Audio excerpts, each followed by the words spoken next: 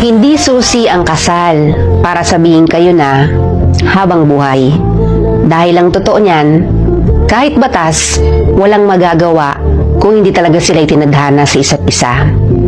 Ang kasal ay hindi panghabang buhay na katunayan para maangkin ang isang nilalang.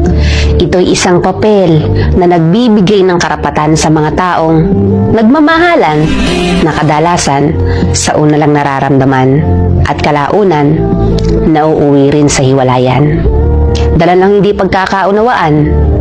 Hindi porket kinasal ka sa isang tao ay habang buhay mo nang makakasama ito.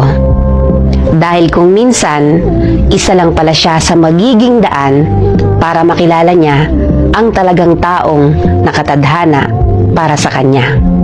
Kinikilala man ng Diyos at batas ang bisa ng kasal, pero iba pa rin ang bisa ng dalawang taong itinadhana talaga. At may real talk tayo dyan. Yung ibang mga nagsasama na, mas naniniwala sa kasabihang kung tayo talaga hanggang dulo, kahit anong mangyari, tayo pa rin. Yung tipong masaya na sila sa ganoong setup ng pagsasama. Yung kahit walang kasal, pero tanggap ang isa't isa.